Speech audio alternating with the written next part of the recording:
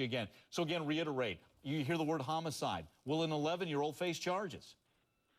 You know, I think that she may, because, you know, with head injuries like this, it's so difficult sometimes because you get hit in the head and you don't see your signs right away. But you can have a hemorrhage in your brain that will bleed over a short period of time, and eventually, you know, you'll end up in the situation this poor little girl was in. And if the other girl she was fighting with hit her in the head, certainly she could face homicide charges.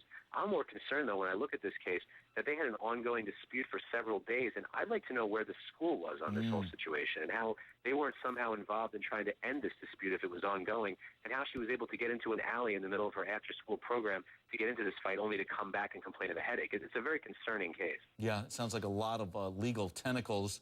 And from what you're saying, you know, it sounds like the girl who may be charged, again, no charge has been filed, the 11-year-old who she fought with, what will be the defense there? That it's just two young girls in an after-school fight. She wasn't trying to kill her.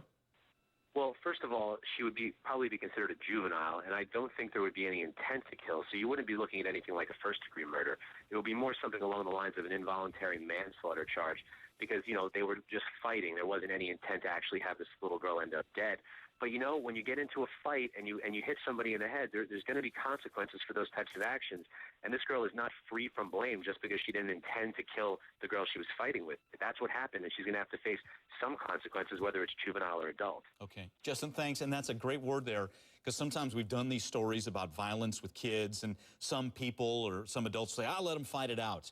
Well, this can be the consequence when you let even two young girls fight, much less children that are older. Justin, thanks so much for the legal perspective. Appreciate it.